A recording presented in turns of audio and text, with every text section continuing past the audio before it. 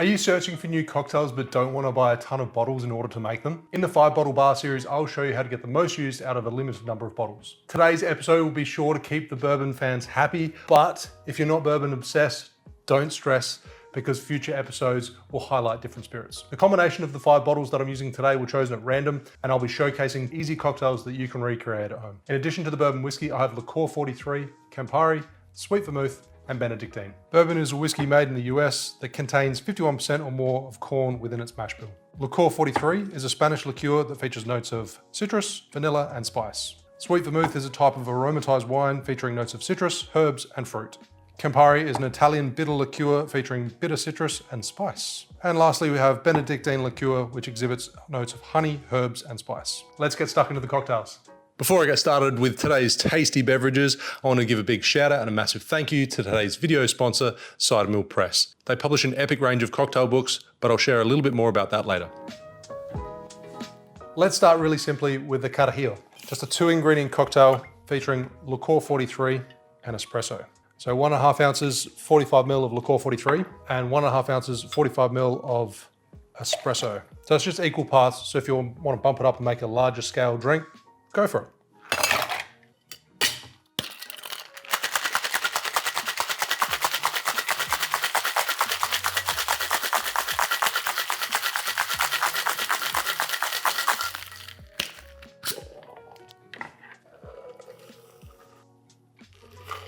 I've chosen to serve this up in a coupe glass, but of course you can serve this over ice in an old-fashioned glass, and you can also riff on it and add tequila, brandy, bourbon whiskey, what have you, but I'm just using the 2-ingredient version and expressing orange oils over the top.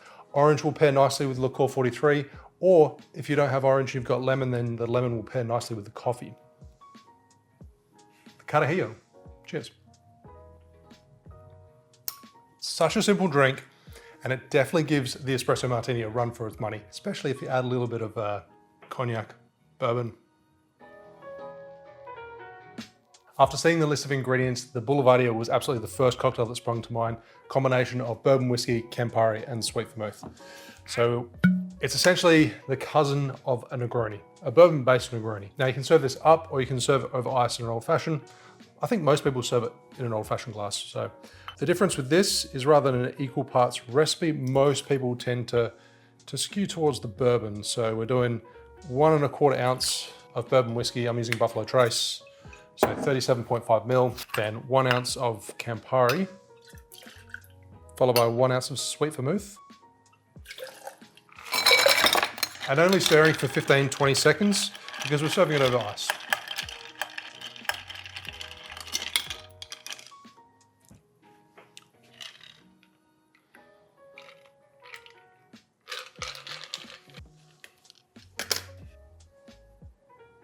Boulevardier.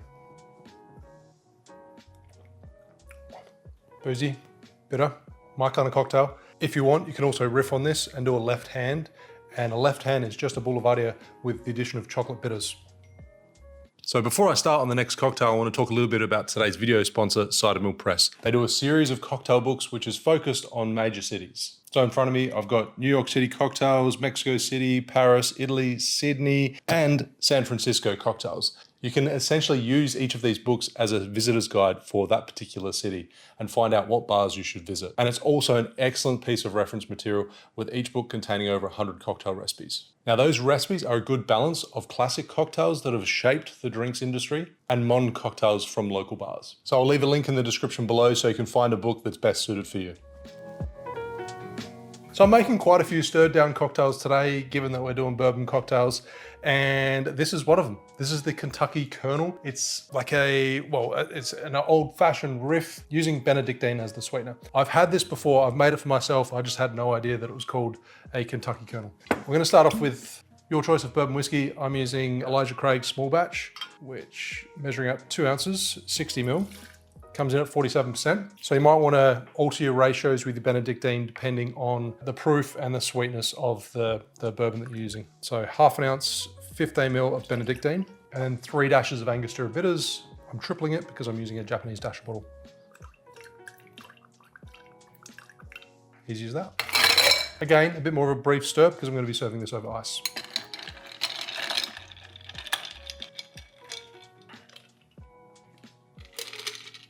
Little twist of lemon to brighten it up. The Kentucky Colonel.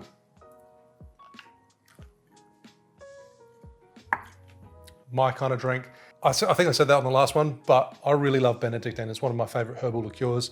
You got that honey spice kind of note to it, and it pairs really nicely with Elijah Craig or another bourbon that is slightly higher proof. This is at 47%. So if you use something 50%, 100 proof, that'll work really well too, because you've got that sweetness from the liqueur and we're using half an ounce.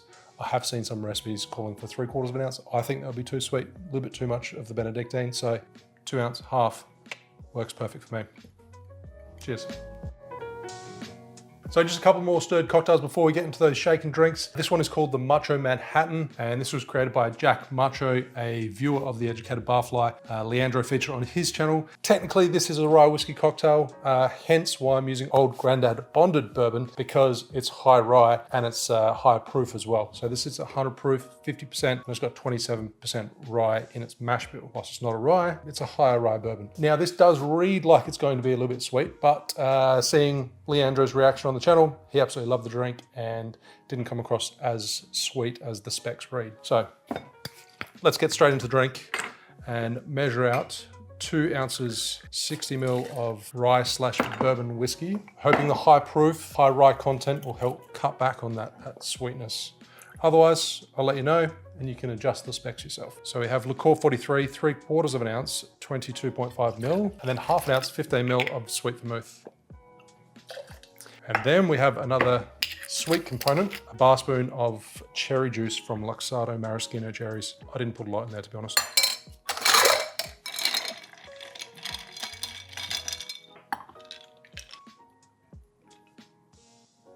I'd already pre-garnished my glass just with a skewered maraschino, the Macho Manhattan.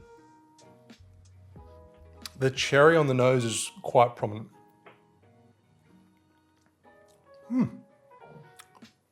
It's a sweeter version of Manhattan, but it's not overly sweet. I mean, I can completely understand some people will think this is quite sweet, but I think it still works as long as you use that high rye, high proof bourbon if you're using bourbon, or use a high proof rye. I'm glad I cut back on that Luxardo, the cherry juice.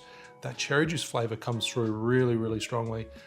Works nicely with the vanilla notes of the Licor 43. In saying that, if you wanted to do a scant measurement, like literally just under a 3/4 ounce of Licor 43 and under half an ounce of sweet vermouth, just that tiny little bit, then I think it would work even better.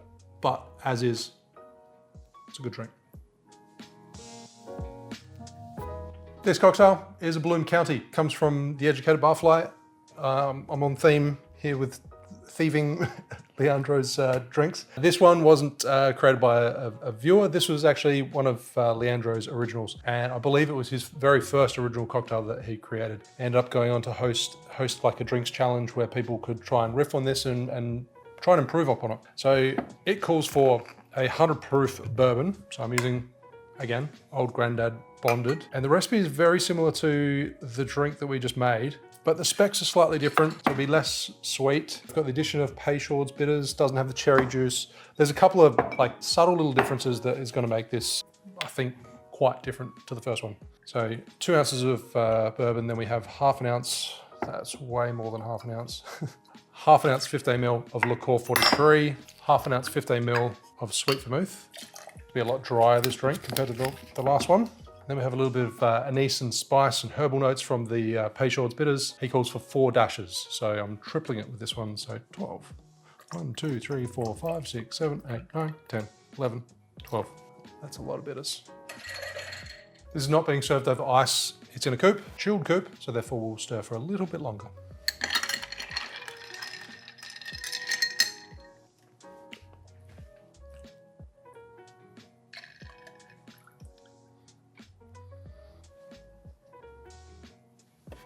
The Bloom County by Leandro, AKA The Educated Barfly. Nice color from it, from the Peychaud's.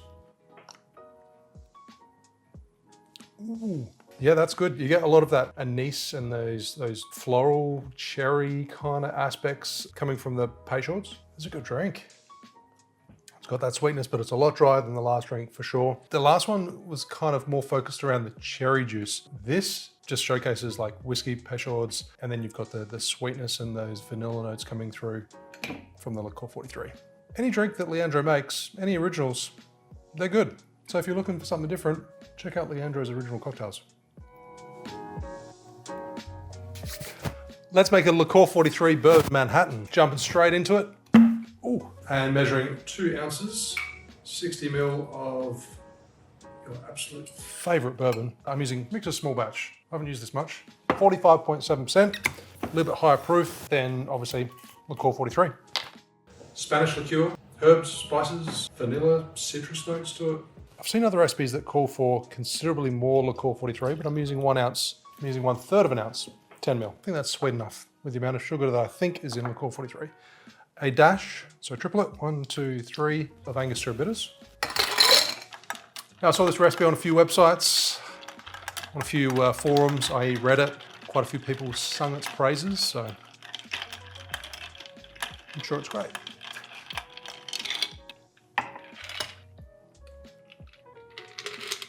I'm going to flame the zest, so therefore I'm using the Bosca cheese slicer because it will retain more of the pith. It will give the peel more structure, make it easier to flame. Just use a knife as well, of course. Cut off a coin. It'll work just as well. I want a fairly firm orange. This is a little bit soft.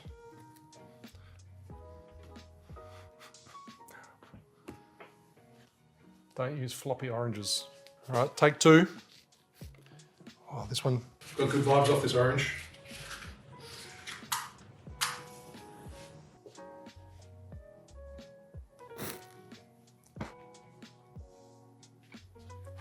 Of course, if you prefer, you can light a splint instead of using matches. I just made sure I burnt it for a while, get rid of any of the off flavors, but some people were probably going to argue that they were still around. Use a splint if you like, whatever. There we have a Licor 43 Bourbon Manhattan.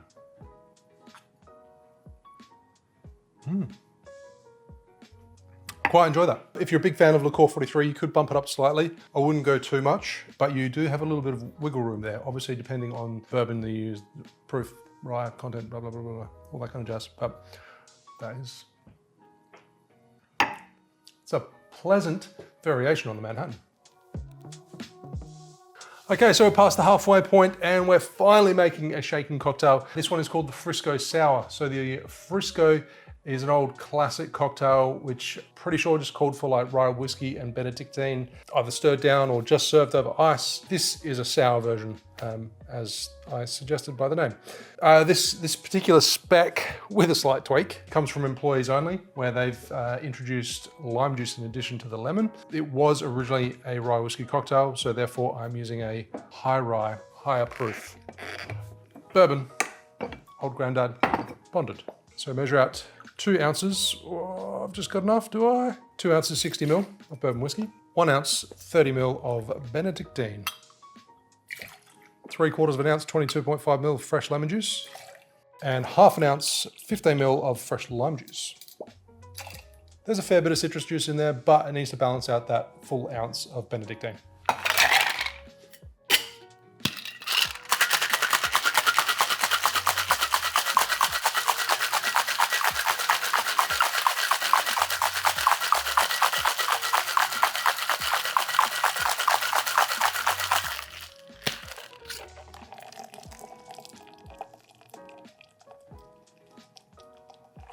Garnish ready to go, and straight into a chilled cocktail glass. That's a little bit full. And garnish, skewered lemon, lime, and a maraschino cherry. Makes it look pretty fun, I think. Now, as far as flavor goes, good flavor, quite sour. I think I'd want to play around with this just a touch, potentially adding like a bar spoon of rich syrup to add texture and that tiny little bit more sweetness to balance out the citrus, because there's a lot of citrus in there. Keep in mind we had 3/4 of an ounce and half an ounce of the lime juice. So it's still good. I think it'll be tweaked, touch more sugar or less acid, but the addition of that sugar will add more texture too, because it feels quite thin at the moment. But as far as flavors go, I don't know what this is. As far as flavors go, good.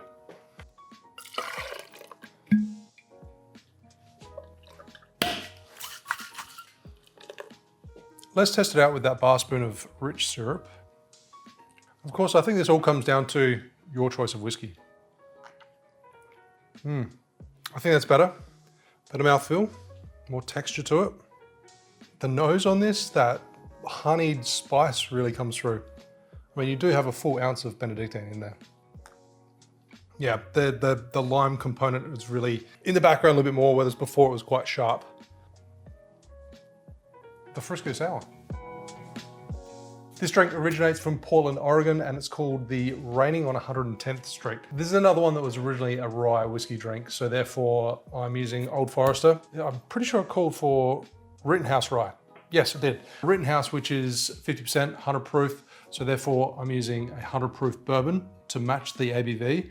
And then I'm also using a bourbon whiskey that has a little bit higher rye content. Only sits at 18%, so it's still a fair way off being a rye whiskey, but I'm trying to, get in the ballpark at least. So therefore, maintaining I think the most important part was retaining the ABV of the whiskey, because it's equal measures of vermouth and bourbon whiskey. So therefore, if you had a lower proof and you're adding so much of the sweet vermouth, it would come across as quite diluted and watery, in my opinion. So 1.5 ounces, 45 ml of bourbon whiskey, high rye preferred, sitting at 100 proof, originally rye whiskey. And then we have 1.5 ounces, 45 ml of sweet vermouth.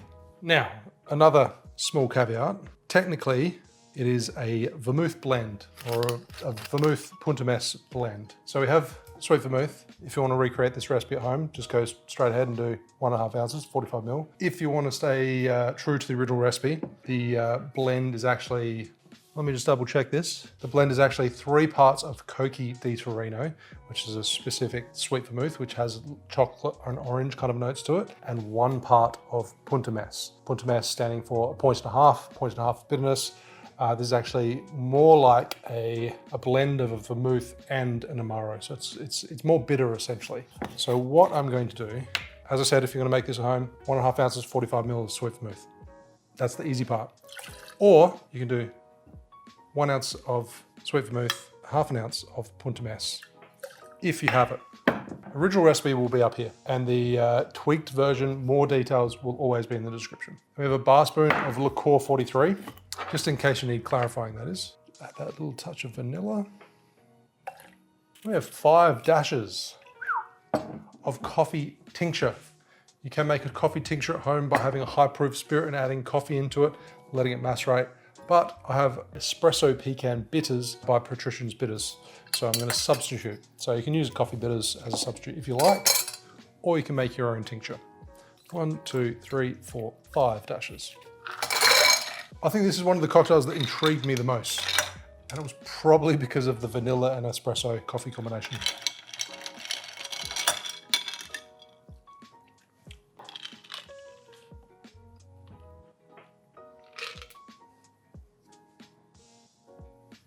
The Reigning on 110th Street. Very much looking forward to this one. That does not disappoint whatsoever.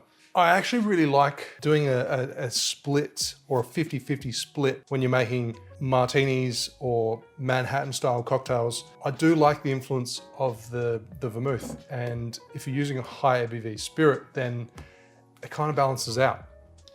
Flavor combination of whiskey, herbaceous notes from the sweet vermouth, and the vanilla and the coffee go really well together. I think the coffee is the hero in this one, thanks to Patrician's Espresso Pecan Bitters.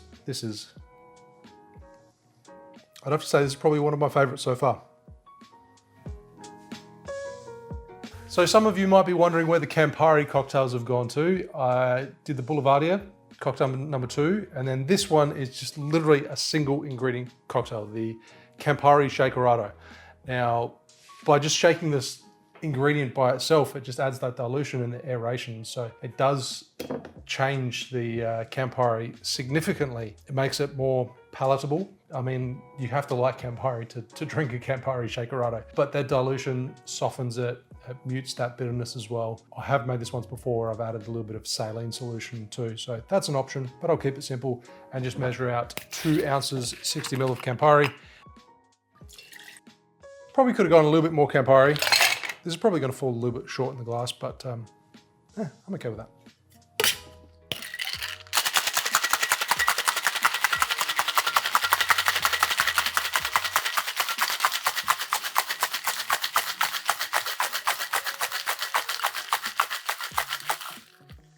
So Shakerato, it's in the name. I think the importance is a good hard shake, frost up your tin, give it lots of aeration and dilution.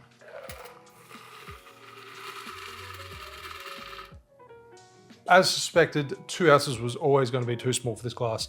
Usually you want to, if you're making a shaken cocktail, to go into the Nicor, like 90 ml, 3 ounces will fill out that glass perfectly. So, but I really like the visual look of this, because you've got the aeration, you've got a little bit of a sort of gradient. It's not as like dark and crimson-like as the Campari itself. Campari Shakerato, single ingredient cocktail. Is it even a cocktail? It totally mutes the flavors. It's a really strong, bold ingredient to work with. So mute isn't a bad thing. It slows things down, makes it more palatable for people that don't like Campari. The shaking of the cocktail, the additional dilution, the chilling, kind of subdues the flavors, mutes them, makes them more palatable. Yeah, makes it more sippable, essentially.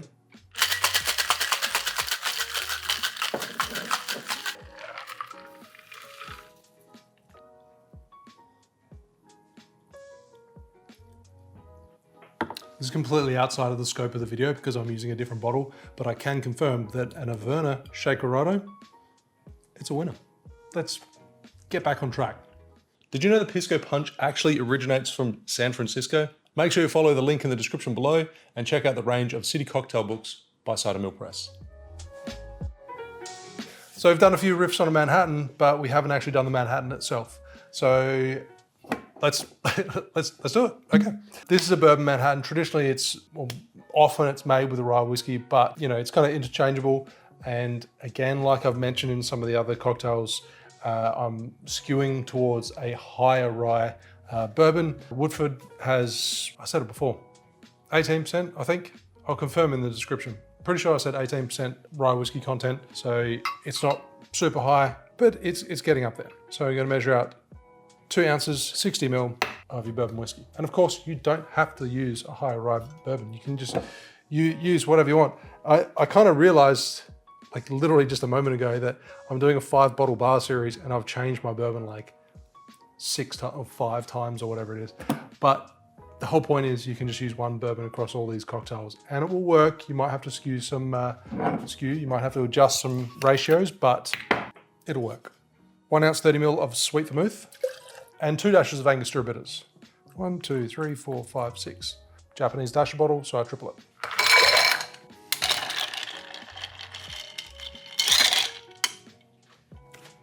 Maraschino cherry garnish. Strain into a chilled, stemmed cocktail glass. I want to hear your opinion in the comments below. Do you prefer bourbon or rye in your Manhattans? Cheers. It's a Manhattan. It's a sweeter style Manhattan, but it's got a really good balance from the sweeter bourbon, the herbal notes from the sweet vermouth, spices from the aromatic bitters. The Manhattan, it's a staple.